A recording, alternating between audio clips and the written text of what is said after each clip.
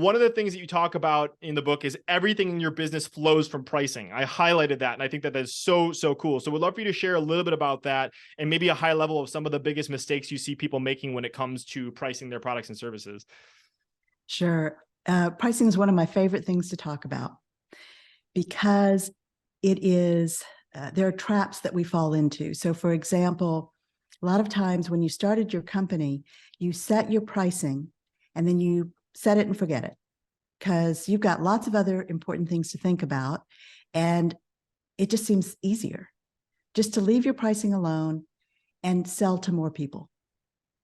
And that's what I call the myth of more, because the more you do that, the deeper you're digging. So you're bringing in more clients, but you may be less profitable for each client. You may need to add staff to help you support those extra clients, which eats into your profit. So it's a vicious circle of, I need more and more clients, but you haven't fixed your pricing.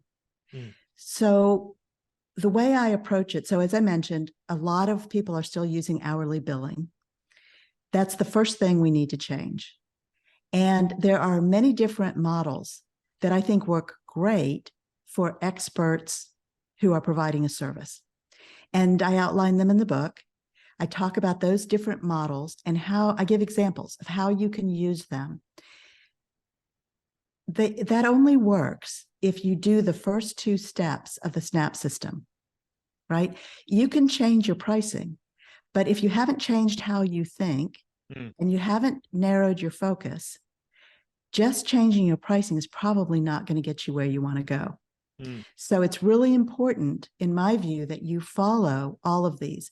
The last part of that is practice your power, which is all about business communications, because again, it doesn't help you to change your pricing if in the moment you offer a discount that nobody asked for, right? You feel skittish about it and you want this client because you want the revenue, or maybe there's some status in having this particular client. So you rationalize away all the red flags and work towards getting this client no matter what that takes, including lowering your pricing or giving a discount. And so those are some of the traps we fall into, and that's a lack of confidence. When you have language around what you're trying to express, the value that you really bring, the kinds of results you get for your clients, why working with you is so beneficial. When you have language around all of that, which is practice your power, the pricing, you feel more confident, you understand your value better, so you don't feel as though you need to offer a discount. And almost all the time, it is not about the money. People who come to you who can't afford to work with you, my suggestion is that you have places you can refer them. You can still help them. And I do that all the time. A lot of times companies come to me in their too early stage. They've only been in business for a year, let's say, and they haven't been generating enough revenue to even support their business.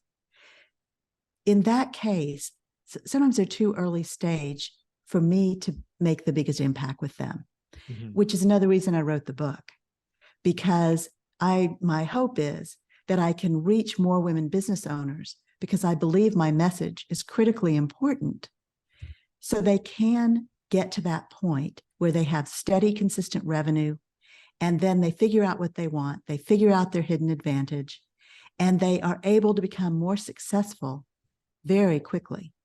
So going back to pricing, if you just fix your pricing, you're not going to get the results you want. So, and again, I'm not saying that because I love the SNAP system, although I do love the SNAP system. I'm saying that because I've experienced it and I've seen it in all the years I worked with women business owners. That's why I developed a 4-step process, because all 4 pieces fit together like a puzzle. And forgive the pun, but they snap together. Yeah. Right. And it works like a snap. It works like a snap. And so that pricing piece while I love talking about it and it's super important, it's not the first step in the process, right? It's changing how you think, what you believe, exercising that muscle, and then making sure you're working with the people you want to work with, and then looking at your pricing, because the audience you select to work with or that you want to reach out to, they have a conception of what it should cost to work with you. Everybody does. That sometimes keeps people from approaching you because they may think in their own mind, oh, I bet he's too expensive, or I can't afford to work with him, or he wouldn't take a client like me. All of those things keep us from even reaching out. Mm-hmm. But in the case that we do reach out, we have certain expectations. And that's why when your pricing is artificially low, people will start to question that. And they'll get comparative bids from other companies, and they'll wonder, why is this company pricing so much lower? They must not be worth what I think they are. And maybe they're not the resource for me, even though it's less expensive. Mm-hmm. So it's a complex system, which of course is why I call it the SNAP system. It's a complex system that works together to help you become aware, figure out how you can change how you operate, and then, again, work with the right people, but price appropriately for what they expect and for the kinds of results you're going to get.